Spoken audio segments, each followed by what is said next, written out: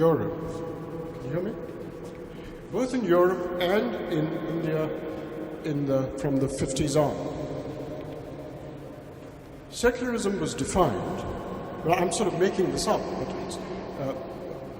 it's trying to keep faith with the processes of legal and constitutional reform.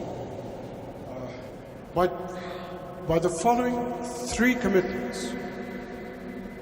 The first commitment, which is explicit in constitutions, including the Indian constitutions, is freedom of religious practice and belief. I'll just put it down as freedom of religion, both practice and belief. That's the first commitment in almost any constitution. There's a second commitment in virtually every constitution,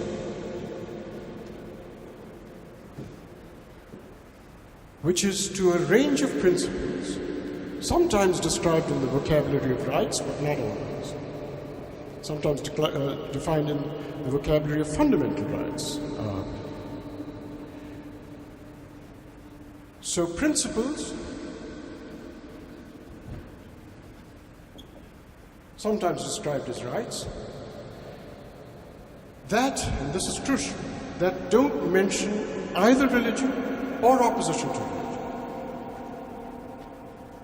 Okay? They're completely neutrally described. So constitutions have this commitment, freedom of religion.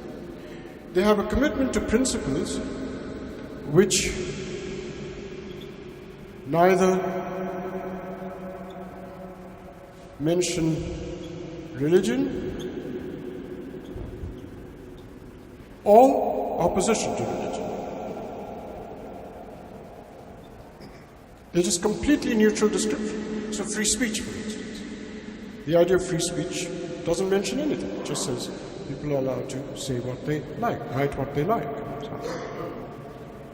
So constitutions have this commitment, and they have this commitment. Neutrally described principles, such as free speech. And then there's a third commitment, which, if you like, is a higher order commitment. It's a fancy word, but it's very easy to explain. It's a higher order commitment about these commitments.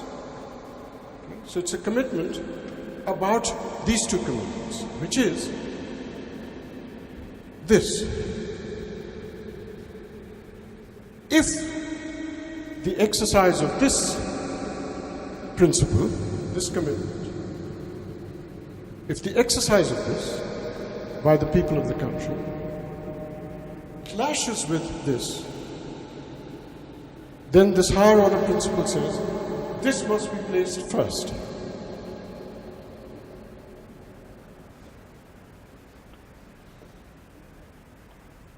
Right? So the third principle is a lexicographical ordering of these two. Right? It just says, if people exercise this, their freedom of religious practice and belief, and that exercise clashes with principles neutrally described, having nothing to do with religion, right? Then this must be placed first. So in my work I've called it a lexicographical. This is a term it's basically a term about dictionaries, but it's used a lot in both mathematics and economics. The lexicographical priority of 2 over 1. Okay? That's a higher order commitment about these two commitments. That's it. That's secularism. I haven't mentioned a wall of separation or anything. Hindu reform exemplified this. All over Europe, this is what it is. The wall of separation is a completely misleading metaphor for this perfectly straightforward idea.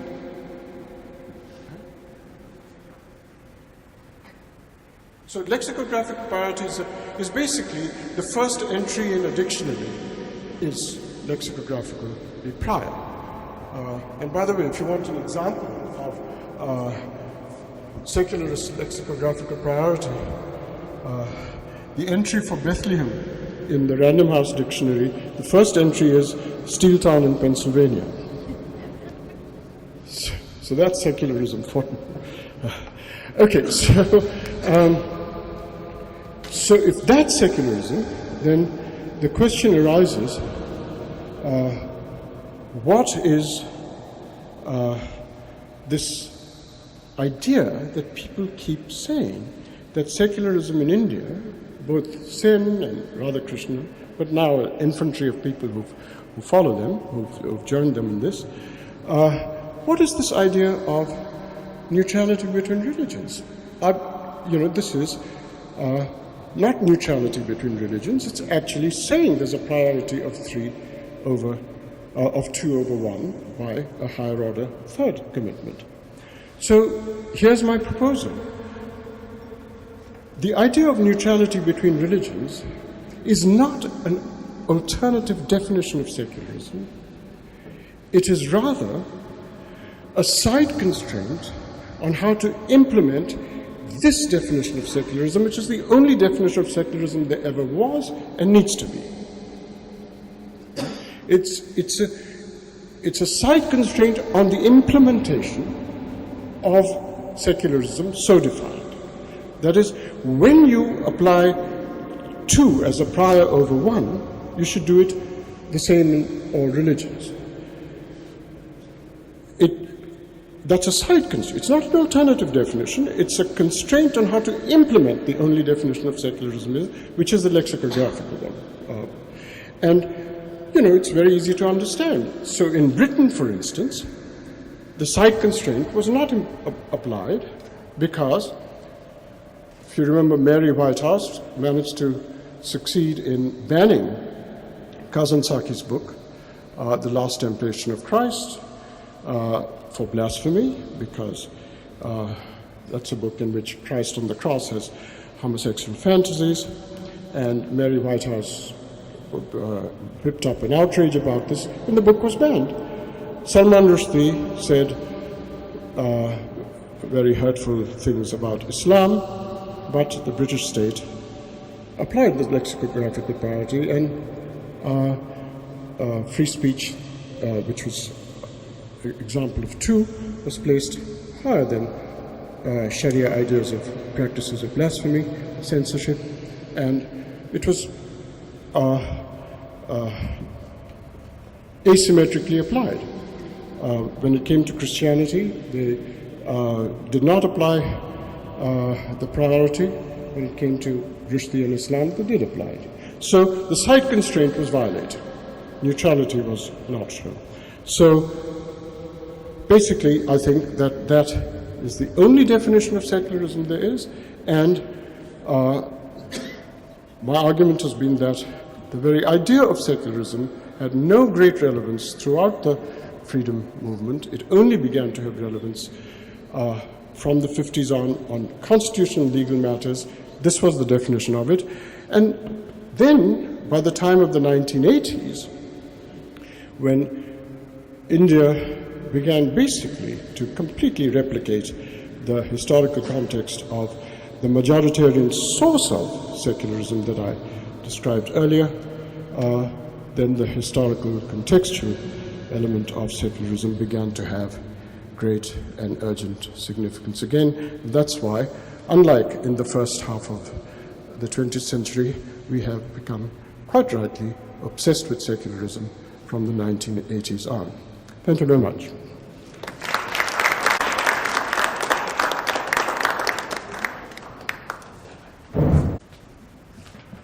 I'm not quite sure that I understood everything. I couldn't hear much of it. But what I think, I'm not quite sure whether we need to use the word secularism at all in the context of India. That's what I've always felt, my personal view, because I feel that, it's what we are really thinking about is inclusion. and secularism implies exclusion. Exclusion. You exclude religion. Now, in the context of India, where we are in the midst of so much diversity and also so many religions, now unless you include them all in your view, you're going to have a problem, as we always do. Now, how do we include everything in the process? So, because you see, unless you're inclusive, how are you going to keep the country together in the first place? Because you see, the division of India into Pakistan and India became, because of the binaries, because Muslim, Hindu, created a binary. There was no reason to create that kind of binary. Of course, you mentioned that in your talk. But what is interesting is that how do we include everybody in? Because you have to constantly reconcile contradictions. And process of reconciling contradictions is what is the most important aspect of it all. I mean, this is how I see it. I mean, this is my own personal view.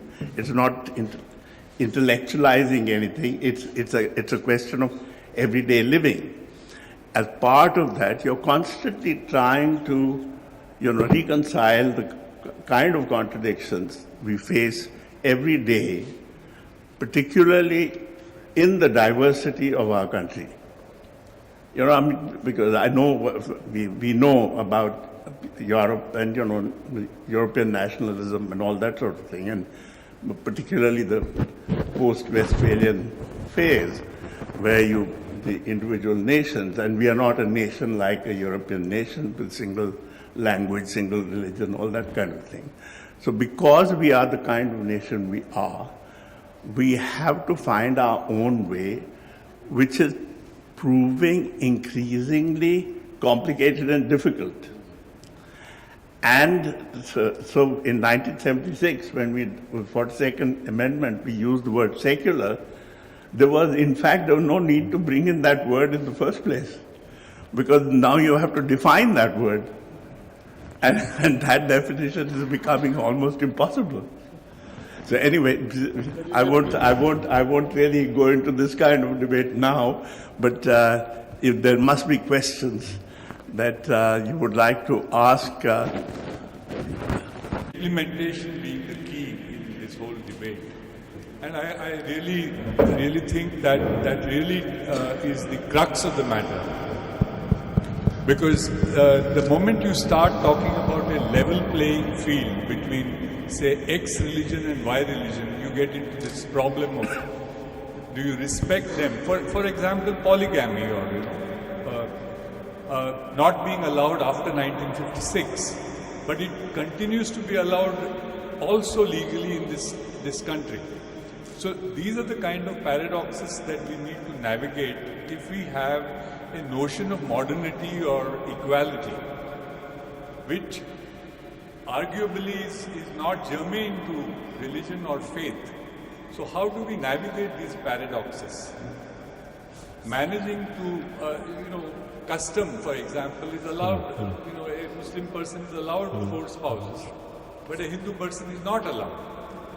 So how do you navigate these dichotomies or binaries, as Sham mentioned? Well, that the Muslim family and personal laws were not reformed when the Hindu laws were reformed. And this goes back,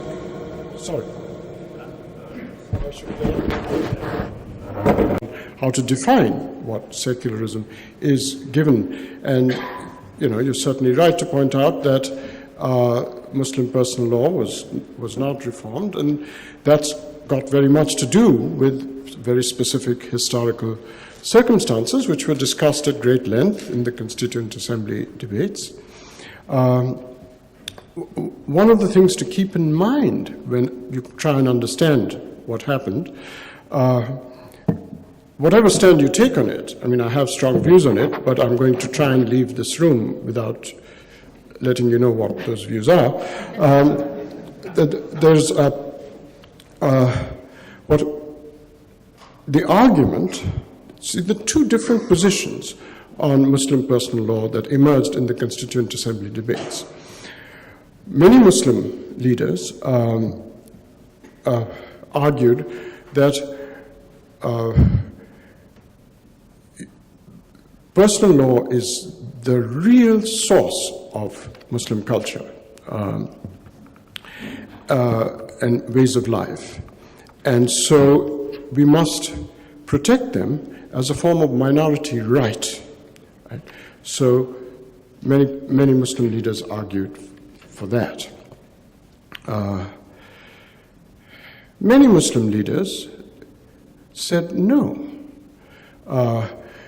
It should not be, Muslim personal law should not remain unreformed as a matter of minority rights, but rather as a exception, a pragmatic exception for historical reasons.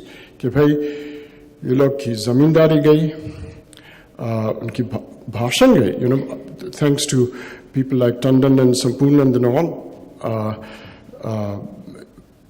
Urdu was removed as a language of medium of instruction in many parts of the country. In a fit of nationalistic pique. You wanted your own country, take your language. Right? So a language that is spoken by both Hindus and Muslims was handed over. So you lost your language, you lost your zamindari, you lost millions in population transfer, as well as slaughter on both sides. So given all these losses, right, this is a source of their culture, the dignity, autonomy, and so on, that we must let them have until such time as they have the cultural confidence to accept state reform of the religion. So this was the other view, that it's not a minority right, but a pragmatic exception on historical grounds of feelings of loss and defeat and vulnerability and so on. And these were two different positions, and the one that actually gets elaborated is the one with a temporal qualifier, until such time. So it was not a minority right. And of course, there's a lot of controversy around it. So my friend and colleague, for instance, Partha Chatterjee, basically argues that it's not a matter of secularism at all now. It should be something that you should leave Muslims to decide for themselves. And the reason why he argues, in an interesting paper called Secularism and Toleration, is that he actually says that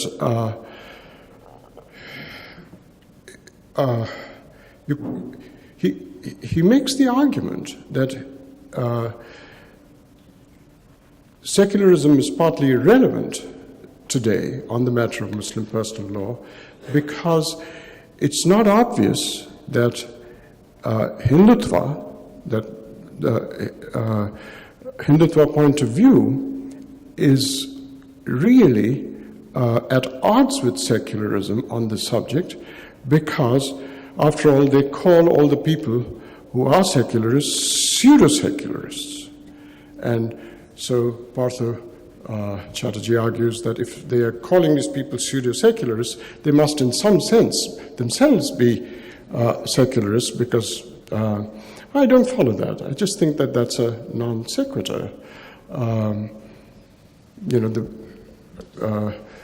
It doesn't follow from, if I were to say something is, I don't see that if I say somebody is a pseudo-secularist, then in some sense I'm a secularist.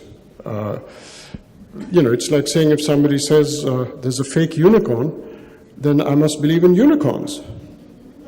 It just doesn't follow. So I think secularism is highly relevant from the 1980s on, and because the context is just the context of Europe now. You see, what's interesting is that a lot of people think, I mean, this is something worth thinking about and discussing. The standard view is, look, come on, there's the Mahasabite element in the 20s, right? Surely it began much before the 80s, this Hindutva stuff.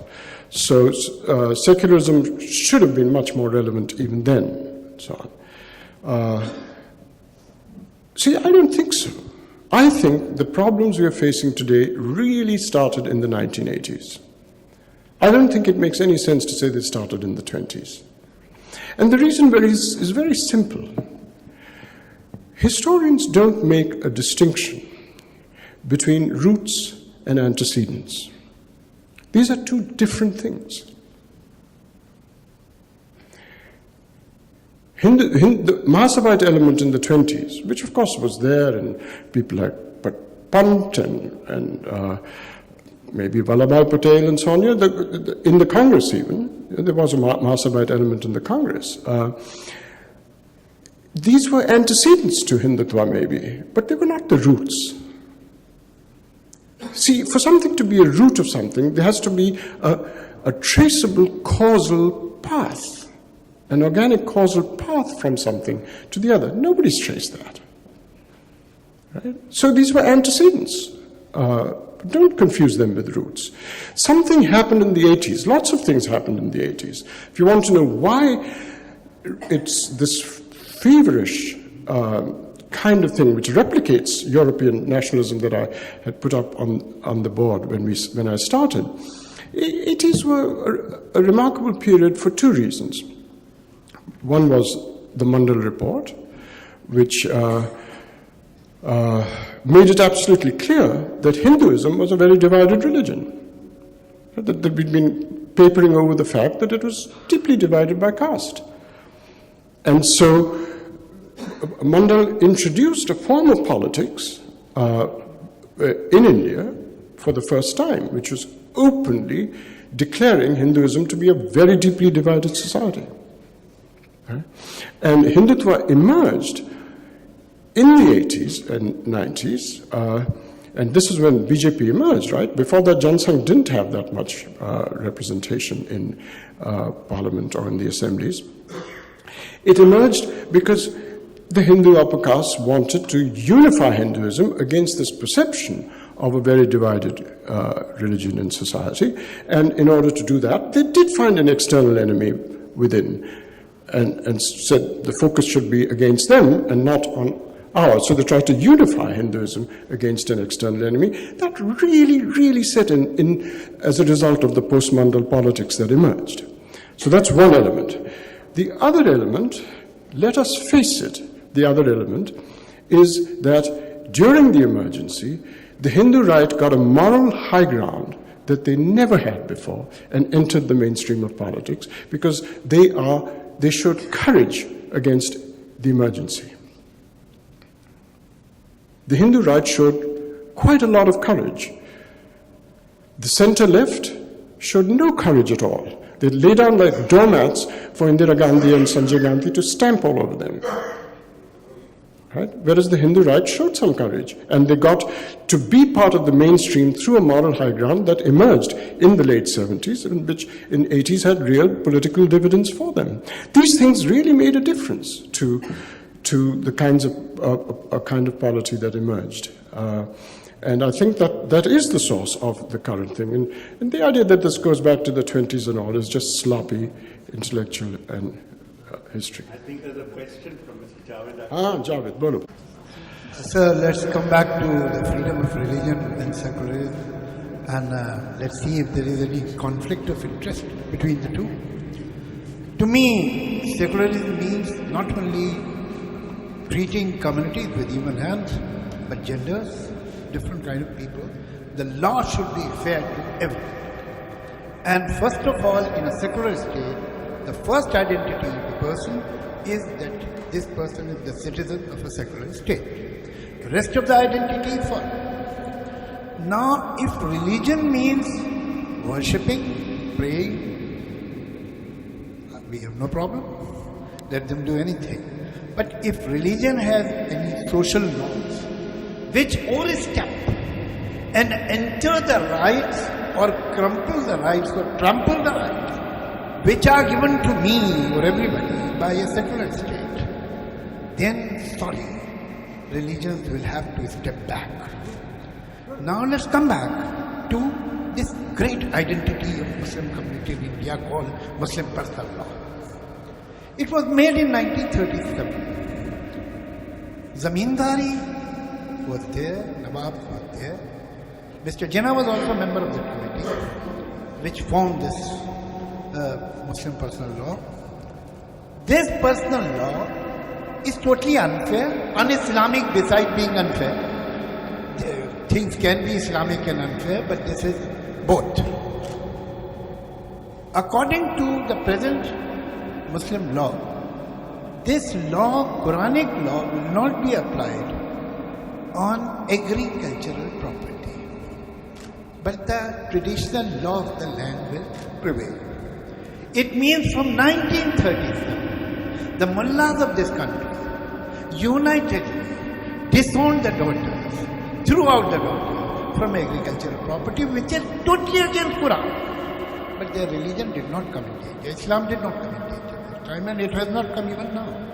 If this is the Muslim identity, I'm surprised that this identity is not kept in Bangladesh, in Pakistan. Out of 52 Muslim countries, in 48 countries, we don't have such laws which we have in India. And this is called the identity of Muslims. So either these 48 countries have left their identity and they are no longer Muslims, or something is wrong with us. Now, a little bit. Even Hindu laws were very, very unfair. And as late as 2015, this daughter became a co-partner in 2005, 13 years ago. Till that, she had no right on hereditary property. But at least it was changed. At least, better late than never, they reached there.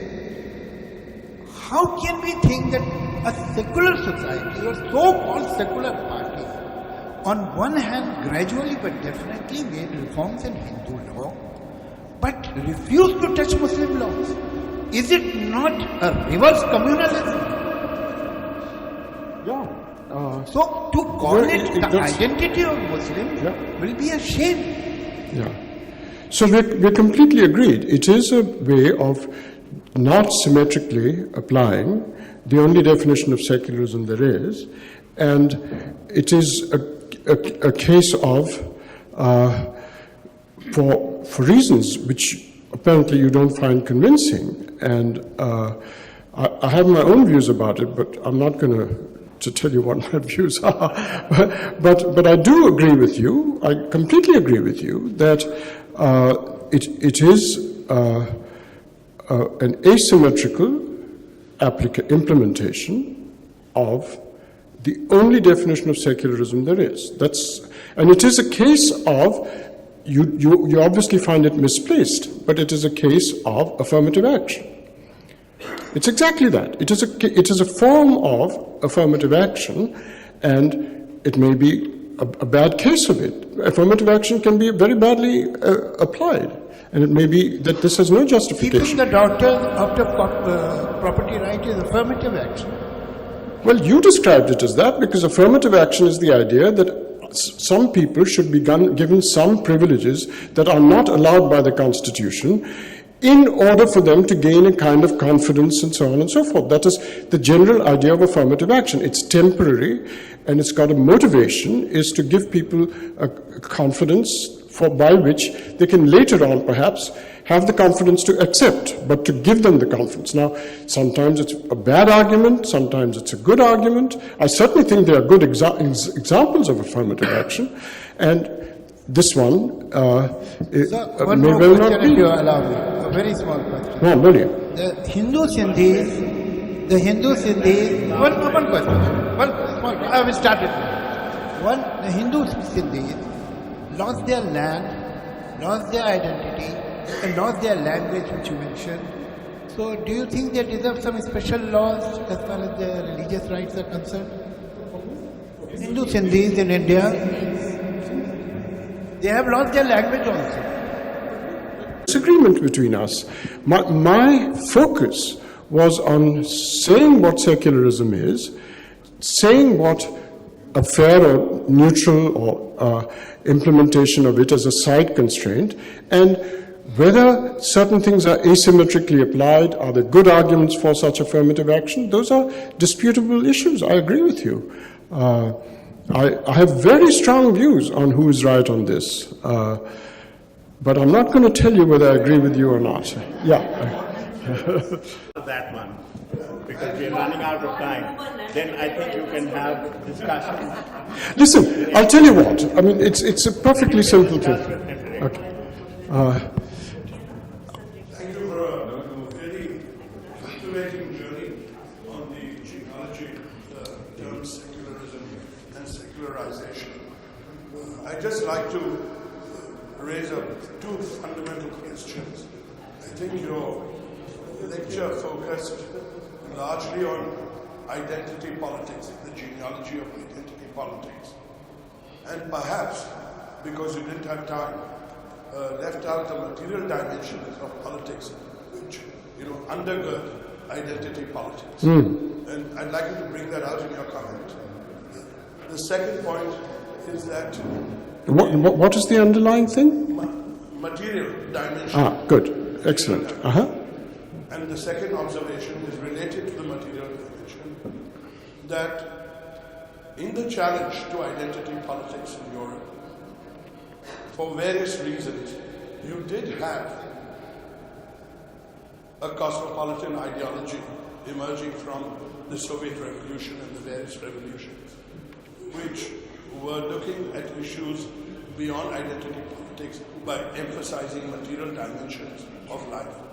And I'd like your observation that in the context of those particular challenges, how do you view the future of that aspect of life, those ideologies, those narratives in Good. dealing with Yeah, excellent. Yeah.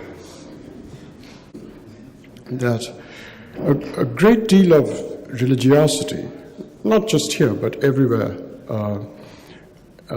in the world. So let's take the United States, for example. It's a deeply religious country, mostly in the heartland, not so much on the coasts. And just yesterday, I was saying in another seminar, Marx was absolutely right that a great deal of feeling for religion emerges in order to find a source of community and solidarity. The church and its pulpit did provide that community and solidarity for people for centuries in Europe. But now Europe has there's almost nobody in their churches. The churches are empty. And in America, the churches are mobbed, overcrowded in the heartland. And the real difference, and I'm just echoing what you're saying by giving a specific elaboration of it, the real reason for it is basically because ever since the late 19th century till the third quarter of the 20th century, Europe had an absolutely vibrant series of labor movements all over European nations. And labor movements and labor unions replaced the church. People went to union meetings 3 times, 4 times a week, and that's where they got their community and solidarity. For that entire period of almost 100 years since the rise of labor force in Europe is what accounts for the real difference. And there is no strong labor movement in the heartland of America. So these things are historical and material explanations behind them. Good.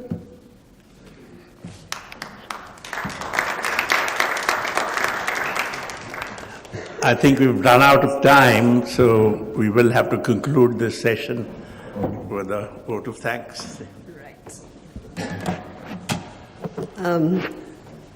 I think you'll all agree that Dr. Bilgrami took us through a very, very complex journey. And I suspect that most of us were struggling to keep track of the arguments and, well, that we have a scholar here, we have a professor here, and I think that board helped too. But I certainly have absorbed a lot of the things, and an interesting point I thought was how the idea of the nation state came about. So tracing all this, and I wouldn't have thought of beginning with Europe to try and understand what was happening in India. So at a certain point he said how things moved from the 17th to the mid-19th, and he said this was all damage repair, and it's so obvious. Now, how many of you thought it was so obvious? I'm not sure, but I think I began to find that it was, So thank you very much, Dr. Bilgrami, for trying to make us understand what happened after Europe, coming to India, Gandhi, Nehru. I could see so many people wanting to raise questions, and I do wish, people when they raise questions, I'd really appreciate it if they could keep the questions direct so that we could have our speaker responding more effectively. But I think people got so carried away with all that was said here, and we could have been here all night, really, but I think...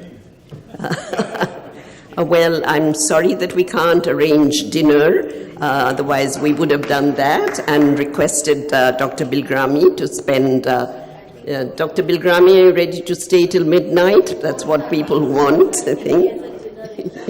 Yeah. Yes, I remember you said you had a dinner in you. Sorry, we can't arrange dinner because he's already invited elsewhere.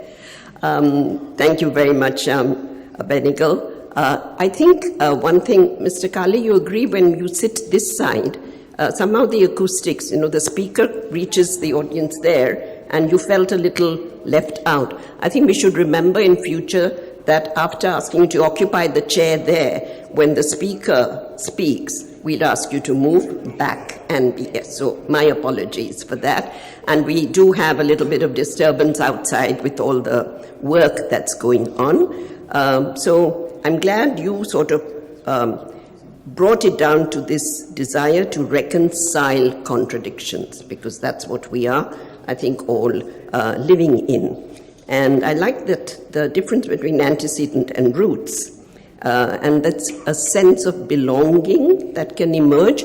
And I must tell you that I think a lot of people here are Elphinstonians, so that sense of belonging, we've heard, of course, Minal and Mangalaku, and Elphinstonian. The moment that's mentioned, the Elphinstonians gather here. So I'm not going to ask you to raise your hands, but I'm sure I think you'll all go away thinking a great deal about how this sense of belonging can be brought about and how these contradictions can be reconciled. Thank you so much, Dr. Bilgrami, for sharing your opinions here. Shyam Benigal, we always want you back here, and thank you very much, all of you, for your participation. Good night.